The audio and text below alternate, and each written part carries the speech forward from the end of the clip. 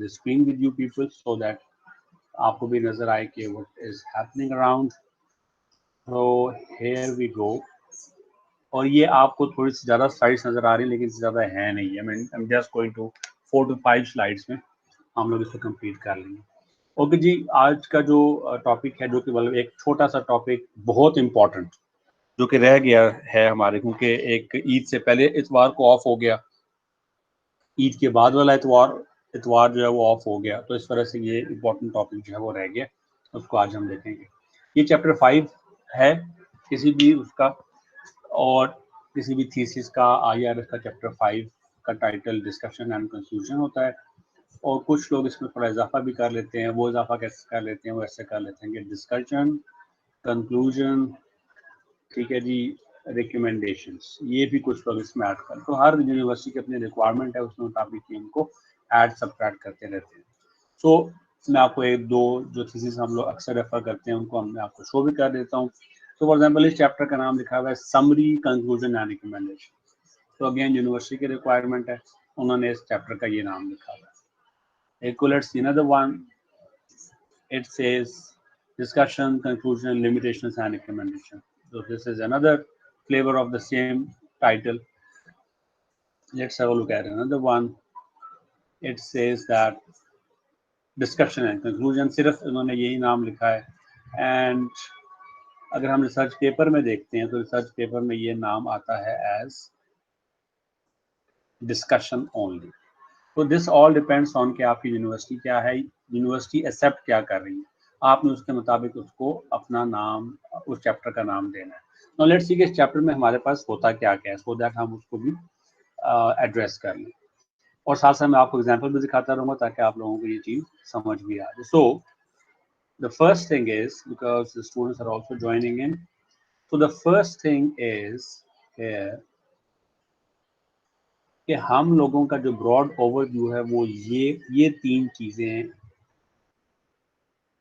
जो कि हम लोगों ने डिस्कशन के अंदर, ये सब के सब अलग अलग हेडिंग्स में आते हैं. और डिस्कशन की हेडिंग में अगर आप देखो तो ये चीजें हमारे पास आती हैं. पहला क्या है? What did you do. दूसरा है व्हाट डिड यू फाइंड, मतलब इन योर चैप्टर 1, 2, 3, 4 आपने क्या किया, what activity have you done. What did you find, what were your results. And those, ये जो है इन सारे के सारे रिजल्ट्स का मतलब whatever you did and whatever you have found, इन सब का मतलब क्या है. ये तीन चीजों की मैं आपको भी इसके एग्जांपल भी देता हूँ. And then we have why all of the above is important. Why all of the above, this one, these three, ये चारों चीजें जो हैं वो हमारे इम्पोर्टेंट हैं जो कि एक टॉपिक के अंदर, चैप्टर के अंदर हमारे पास आएंगी. ये भी आएंगी लेकिन ये हमारे पास शुरू यहाँ से होगा. तो सबसे हम पहले शुरू करते हैं व्हाट डिड यू डू. इसमें क्या होगा? So it has to be a paragraph और टू, और इन सम केसेस जहाँ पे let's say for example research papers के अंदर जहाँ पे हमारे पास स्पेस लिमिटेशंस होती हैं समटाइम, वहाँ पे अ सेंटेंस और टू. इसमें हमारे पास क्या है? व्हाट डिड यू डू के अंदर हम लोगों ने क्या एक्टिविटी परफॉर्म की. इसकी example, let's have a look at this example. ये वो पेपर है, this paper is, let's have a look at this one. ये पेपर हमने अक्सर रेफर किया है, managers emotional intelligence and project success, the mediating role of job satisfaction and trust. पहले मैं आपको इसका मॉडल दिखा देता हूँ एंड फिर हम आगे चलते हैं. तो इसका जो रिसर्च मॉडल है, वैसे तो आपको पता भी है, तो this was the research model. Project managers EI has a positive significant effect on project success. और सक्सेस के अंदर वो चार चीजें ले रहे हैं: communication, trouble shooting, mission and top management support. These, ये रिलेशनशिप वो कह रहे हैं कि मीडिएट भी हो रहा है प्रोजेक्ट मैनेजर जॉब सेटिस्फैक्शन और project manager trust in others. तो ये हमारे पास मॉडल हो गया. Let's go to the discussion.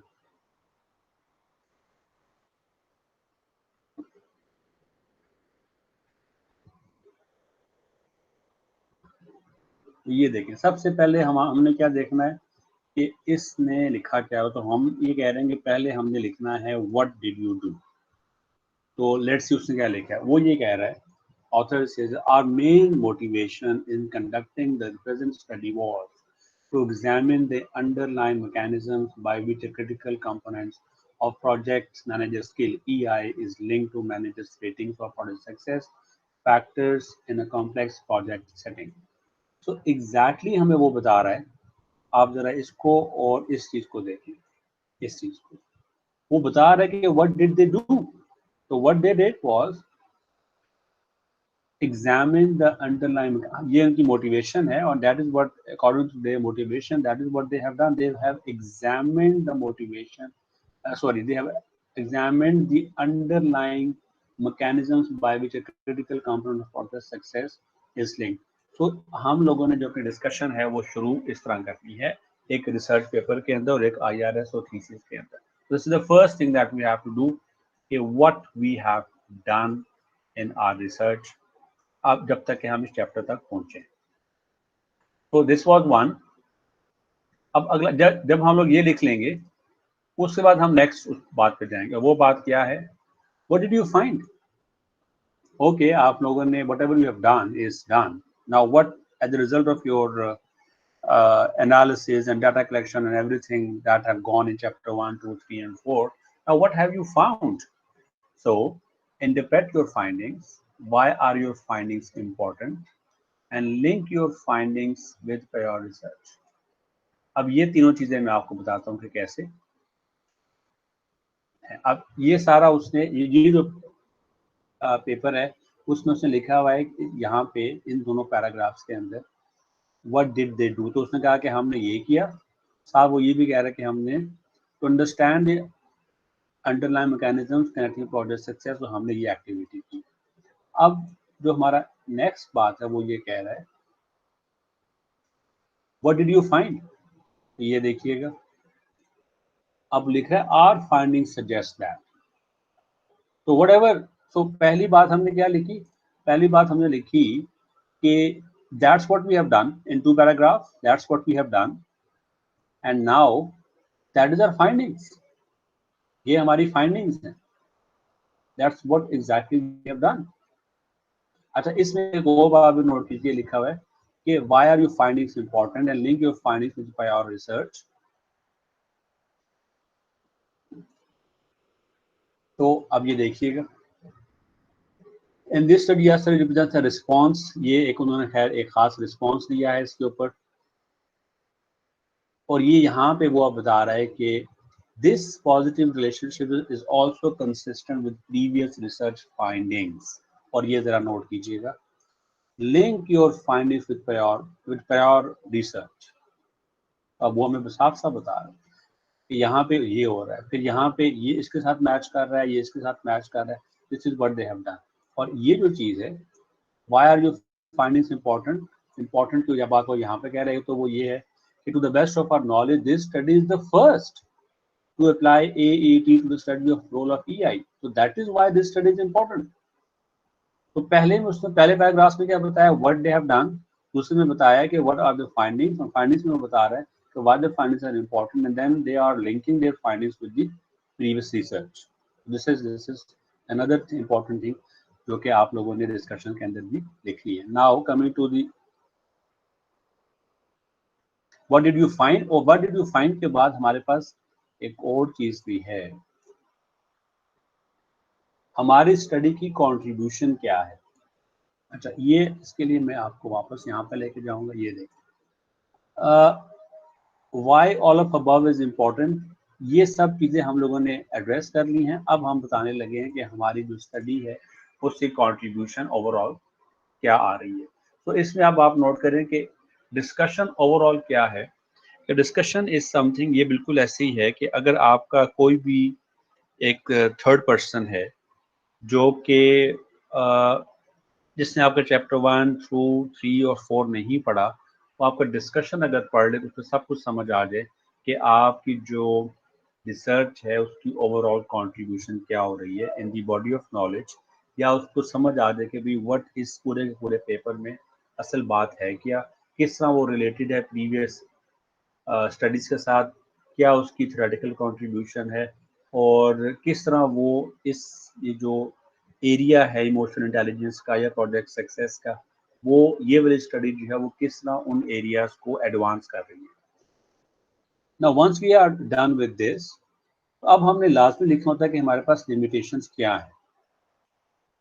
अच्छा, अब लिमिटेशंस क्या चीज होती है, अच्छा इसमें देख लें, लिमिटेशंस हैं, इम्प्लीकेशंस हैं एंड रिकमेंडेशंस हैं। अच्छा, इनकी जो ऑर्डर है वो डिफर कर सकता है। लेट्स सी कि हमारे पास किस चीज के अंदर इसमें कैसे उन्होंने लिखा हुआ है कि ऐसा करते हैं, let's have a look at this thesis.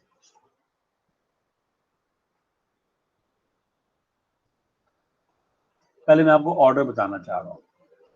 अभी देखिए, इन्होंने पहले लिखी है थ्योरेटिकल एंड मैनेजरियल इम्प्लीकेशंस। ये होती क्या है, इसके ऊपर बात करते हैं।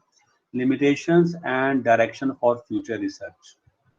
सो limitations, implications and recommendations, ये सब की सब, once we have written all of this, now what we have to write is to talk about our limitations. What were the limitations that were there जिसने हमारी research को limit किया?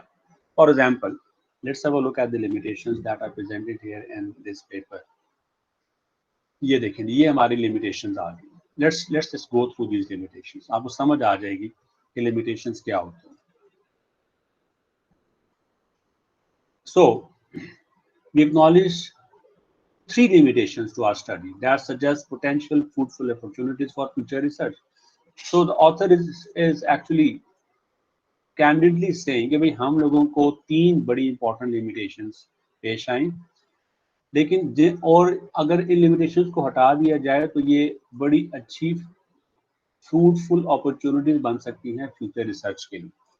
अब author हम लोगों को ये बता रहा है कि भाई this is what can be done. So first, अब ये बात करेगा कि तीन लिमिटेशंस कौन सी। First, we acknowledge that the generalizability of results may be limited because our data was collected from a defense organization in one country. तो वो कह रहा है कि जनरलाइजेबिलिटी का इशू आ सकता है, वजह भी बता रहा है। अच्छा, in this case it might be useful to see if our findings replicate in other national settings. तो वो अपॉर्चुनिटी भी बता रहा है कि यार इसी स्टडी को आप रेप्लिकेट कर लें किसी और एरिया में, किसी और नेशन के ऊपर। आपको फ्यूचर रिकमेंडेशन भी देखिए, ये वाला भी एड्रेस कर रहा है, आपको फ्यूचर डायरेक्शन भी वो दे रहा है, एज वेल एज अपनी लिमिटेशन को वो आपके लिए एज अपॉर्चुनिटी भी प्रोवाइड कर रहा है। अच्छा, second, while we justify two particular mediators, job satisfaction and trust, of the EI project success relationship, we also acknowledge that additional mechanisms might exist through which EI may impact on project success. And future research might therefore consider other mechanisms such as work environment characteristics and personal dispositions. Personal dispositions हम attitudes को कहते हैं, तो attitudes और environmental characteristics को लेकर भी इसी रिसर्च को IVDB को सेम रखा जाए और मीडिएटर्स को अपडेट कर दिया जाए, तो ये भी एक हमारे लिए फ्यूचर रिकमेंडेशन हमने बताया। अपनी लिमिटेशन वो ये बता रहे हैं कि हमने सिर्फ दो ही लिया है, अगर हम और ले तो हमारी रिसर्च ज़्यादा बेहतर भी हो सकती है। जाहिर बात है, अब मैं जैसे मैं आपको बताता भी रहा हूँ कि we can not take all of the variables अपने रिसर्च मॉडल के अंदर, बिकॉज वो फिर डूएबल नहीं रहते। तो फाइनली थर्ड में वो बात करते हैं, finally we point out that we focused on a managerial sample. वो कह रहे हैं हमने सिर्फ मैनेजर्स से डाटा लिया, ये भी हमारी एक लिमिटेशन है रिसर्च की। In this regard researchers in the future might wish to examine the role of EI among non-managerial employees and its impact on project success. So that is, ये उसने, अब ये सब के सब जो टॉपिक है, ये देखिए, ये 6.2 है, ये सब का सब एड्रेस हो रहा है 6 में, और 6 हमारे पास क्या है, डिस्कशन। तो इस चैप्टर के अंदर या इस चीज के अंदर ये चीजें भी हम लोगों ने एड्रेस करनी होती है, लिमिटेशंस एंड फ्यूचर डायरेक्शन। अब हम बात कर लेते हैं प्रैक्टिकल इम्प्लीकेशंस की।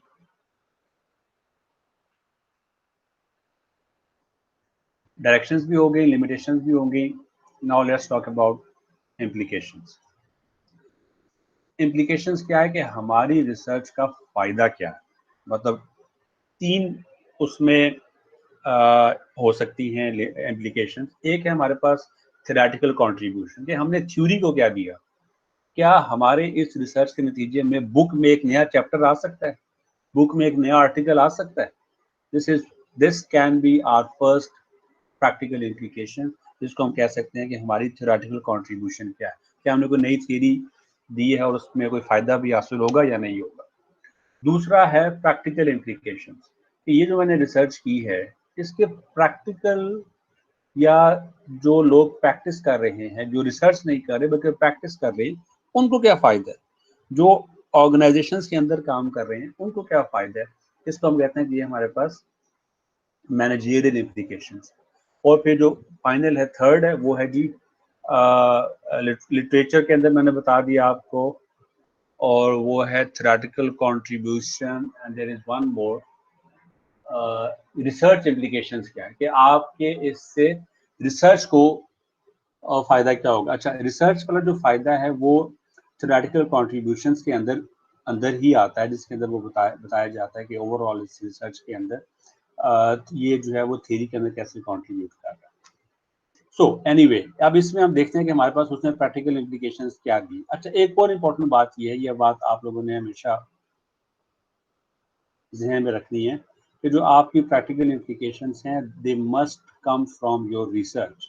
सो फॉर एग्जांपल मैं एक ये कह सकता हूँ, और बहुत से हमारे जो लोग हैं वो कहते भी हैं, क्लियर से मुझे पता चलता है कि प्रोजेक्ट मैनेजर की इमोशनल इंटेलिजेंस का प्रोजेक्ट सक्सेस के ऊपर बहुत ज़्यादा फायदा होता है। तो पीएम की ईआई ज़्यादा होनी चाहिए प्रोजेक्ट सक्सेस के लिए, ये मेरी रिसर्च की फाइंडिंग है। अब मैं कह देता हूँ अच्छा मेरी रिसर्च की फाइंडिंग ये है, तो एक इम्प्लीकेशन ये मैं ये बना सकता हूँ कि मैं कहूँ कि भाई जब प्रोजेक्ट मैनेजर की हायरिंग की जाए तो उसकी इमोशनल इंटेलिजेंस जो है ना वो हाई होनी चाहिए। तो अब इसके अंदर इम्पोर्टेंट चीजें हैं जो कि अब, लेकिन जो मेरी हायरिंग या रिक्रूटमेंट वाला जो पार्ट है ना, वो मेरी इस पूरे मॉडल में कहीं पर भी नहीं है। तो this particular implication should not make its place here.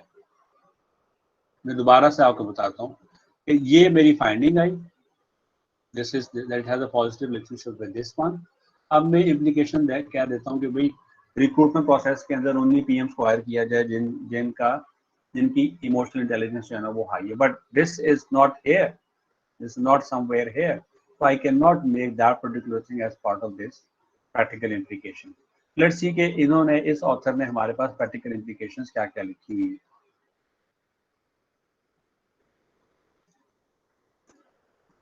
So understanding how EI links to processes has practical implications for PMs, particularly in the areas of recruitment and managerial development. Our findings suggest that organizations should consider recruiting project managers who have high levels of PI, since these managers can be expected to have higher levels of positive work attitude, such as job satisfaction, trust. In terms of human resource development, emphasis should be given to developing EI. अच्छा, अब मैंने आपको यहाँ पे बताया था कि it should be this one, कि हम रिक्रूटमेंट के ऊपर हमें यहाँ पे बात नहीं करनी चाहिए, this one.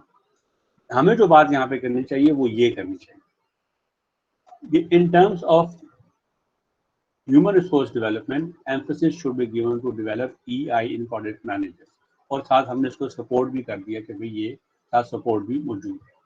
EI would seem to be a significant factor that plays a key role in social situations, instilling feelings of trust, and आगे वो बता रहा है कि वो ट्रस्ट भी करेगा और सारा कुछ वो करेगा, बिकॉज जो ट्रस्ट है हमारे पास वो हमारा एक, ये देखिए ये हमारे पास एक इसका मीडिएटर मौजूद है, ट्रस्ट हो।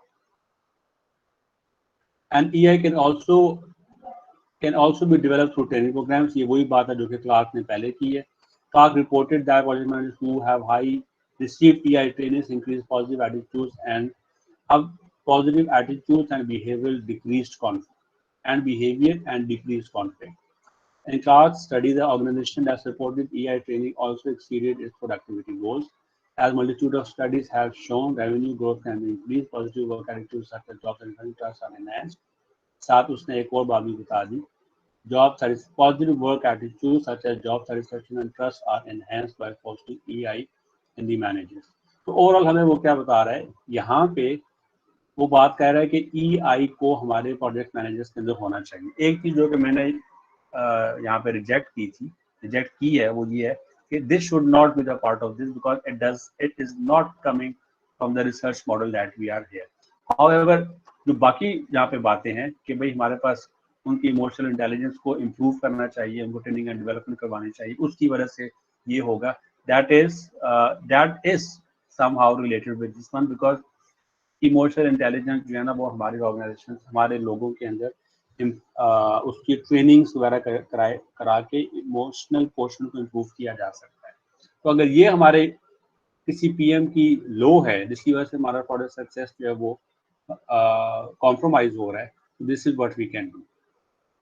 इन शॉर्ट ये है कि प्रैक्टिकल इम्प्लीकेशंस के अंदर क्या है कि हमारे पास इस रिसर्च मॉडल के नतीजे में जो हमारी फाइंडिंग्स आई हैं वो किस तरह हम प्रैक्टिशनर्स को और जो एकेडमिशियंस हैं उनको ये बता सकते हैं कि वो इन फाइंडिंग्स का कैसे फ़ायदा उठा के अपने ऑर्गेनाइजेशन के अंदर बेहतरी ला सकते हैं, और अगर वो एकेडमिक्स हैं और रिसर्चर हैं तो वो अपनी रिसर्च को किस तरह फर्दर अगले स्टेप पे ले जा सकते हैं with the help of the findings that we have just reported. तो हमारे पास ये प्रैक्टिकल इम्प्लीकेशंस हैं अबाउट दिस। तो विद दिस हमारा ये जो चैप्टर है ये कंप्लीट हो जाता है। अब ये तो एक फ्लेवर हो गया या एक स्टाइल हो गया जो कि हमारे पास इन्होंने रिसर्च पेपर्स में लिखा गया। अब मैं आपको दो फ्लेवर और बताऊंगा जिसमें उन्होंने बताया है कि थीसिस के अंदर कैसे इसको इनकॉर्पोरेट किया जाता है या किया जा सकता है। Let's have a look at this thesis. तो इसमें सबसे पहले जैसे मैं आपको बताता हूँ कि हम लोगों ने चैप्टर के बारे में बताया, उन्होंने चैप्टर के बारे में 2.5 लाइन्स में बताया, this what this chapter is going to let us know. इन्होंने इस चैप्टर में बताया एक पैराग्राफ में कि इस चैप्टर में वो क्या डिस्कस इस चैप्टर में वो क्या डिस्कस करेंगे एंड सो। तो पहले हमने ये बताना। अच्छा, अब इसमें कुछ लोगों का ये कहना है, अगेन यूनिवर्सिटी टू यूनिवर्सिटी और सुपरवाइजर वेरी करता है। कुछ लोग कहते हैं कि भाई रिसर्च क्वेश्चन लिखें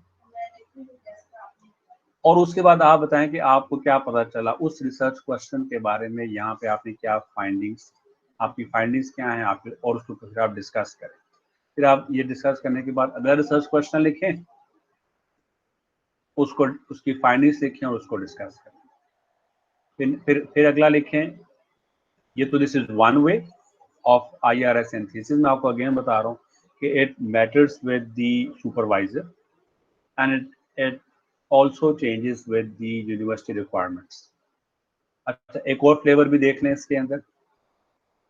So let's say कि एक और फ्लेवर ये है, इन्होंने क्या किया, इन्होंने हाइपोथेसिस वाइज लिखा बजाय रिसर्च क्वेश्चंस लिखने के या रिसर्च ऑब्जेक्टिव्स लिखने के। उन्होंने कहा जी I will start with this.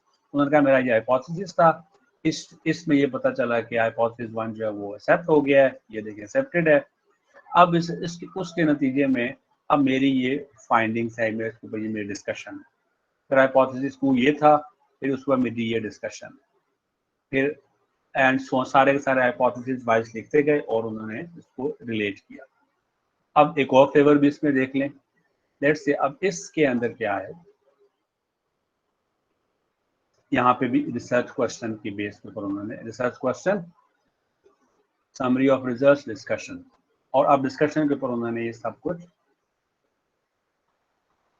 Research question. सो अब आपके सामने कुछ लोग इसको हाइपोथेसिस की बेस पे कर रहे हैं, कुछ लोग इसको रिसर्च क्वेश्चंस की बेस पे कर रहे हैं, रिसर्च पेपर के अंदर वो ओवरऑल लेके चल रहे हैं। लेकिन हर पॉइंट के अंदर, हर बात के अंदर ये चीज लाजमी है कि उन्होंने अगर एक रिसर्च क्वेश्चन को लेकर, अगर रिसर्च क्वेश्चन भी लेकर चल रहे हैं, तो what did you do, what did you find, what it means and why all of this is important। और फाइनली हमारे पास limitations and applications and recommendations आ जाती हैं जिसके अंदर हम आगे लेके चल सकते हैं। कुछ जगहों पे रिकमेंडेशंस को लिखा होता है फ्यूचर रिकमेंडेशंस, इम्प्लीकेशंस को लिखा होता है लेट्स से एकेडमिक इम्प्लीकेशंस, और लिखा होता है जी मैनेजरियल इम्प्लीकेशंस।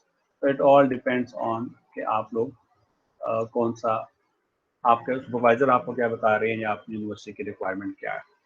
तो विद दिस हमारा ये चैप्टर जो है ना वो कंप्लीट हो जाता है। एंड में हमारे पास ये रिकमेंडेशंस आती हैं और ये जो एक आखिरी बार इन्होंने लिखी हुई है कॉन्फ्लिक्ट ऑफ इंटरेस्ट की, ये रिसर्च थीसिस रिसर्च जर्नल की रिक्वायरमेंट होती है. The author's must declare that they either have any conflict of interest or they do not have any conflict of interest, जो उन्होंने जाहिर करना था वो किया या नहीं. जी, अब आप लोगों को कोई क्वेश्चन है तो पूछें.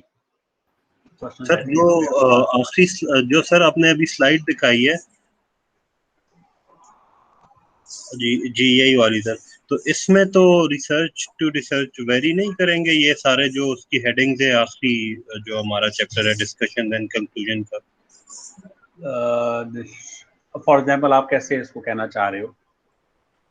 लाइक सर हो सकता है लिमिटेशंस कुछ हम लोग उसमें नॉन ना हो तो ये सेक्शन ना हो, या जो इम्प्लीकेशंस हैं वो रेलेवेंट ना हो किसी रिसर्च में. देखो हर रिसर्च की कुछ ना कुछ लिमिटेशंस होंगी जो कि आपने लाजमी बतानी है. You have to tell. तो ये वाला हर उसमें आएगा. आपकी अगर रिसर्च की इम्प्लीकेशंस नहीं है तो फिर आपने रिसर्च क्यों है, तो ये भी जरूर आएगा. उसके बाद फ्यूचर रिकमेंडेशंस के आप क्या कहना चाह रहे हैं कि आपकी जो रिसर्च है उसको यूज करके कैसे नॉलेज को मजीद एडवांस किया जा सकता है, ये फ्यूचर रिकमेंडेशंस भी लाजमी आएंगे. ठीक है. फॉर एग्जाम्पल कोई आपको तो ये चीजें इन वन और अनदर आती जरूर है, और ये हर रिसर्च के अंदर ये चीजें शामिल होती हैं, और आपने बताना होता है कि ये लिमिटेशंस आई है मुझे और इसके बगैर मेरा गुजारा नहीं था. तो this is how it is. Sir ji तो ये जो आपने हमें दिखाया था कि कुछ लोगों ने रिसर्च क्वेश्चन की बेसिस पे किया हुआ था और कुछ ने हाइपोथेसिस की, तो ये द रिसर्चर या यूनिवर्सिटी का कोई फॉर्मेट है उसको इसमें मैंने बताया कि it's up to the supervisor. सबसे पहले तो यूनिवर्सिटी का अगर फॉर्मेट है तो वो ही चलेगा, उसी का सिक्का चलेगा. अगर ऐसा उसमें वो यूनिवर्सिटी खामोश है, उसका फॉर्मेट खामोश है, तो फिर सुपरवाइजर जो आपको गाइड करेंगे उसके मुताबिक आपने चलना होगा. और अगर ये गाइडेंस भी अवेलेबल नहीं है, आप सुपरवाइजर कहते हैं कि भाई आप अपनी मर्जी से करें जैसे आप करना चाहते हैं, तो फिर again it's up to you.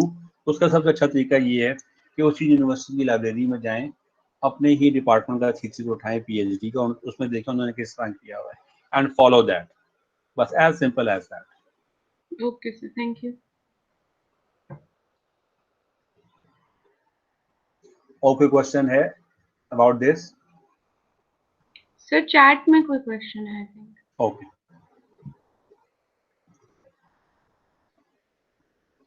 Content of this chapter must be there for the acceptance, right? As it all justifies the research.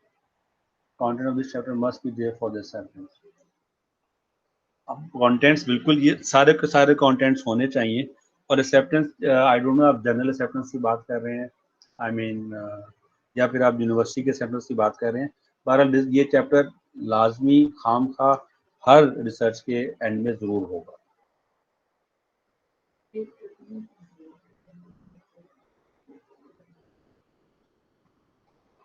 Okay जी, now I think the questions are over. अब मैं आपको बताना चाहता हूँ कि आपको जो फाइनल टर्म है, इसको मैं यहाँ पे रिकॉर्डिंग थोड़ी स्टॉप करूंगा, फिर मैं दोबारा शुरू करूंगा. इस तरह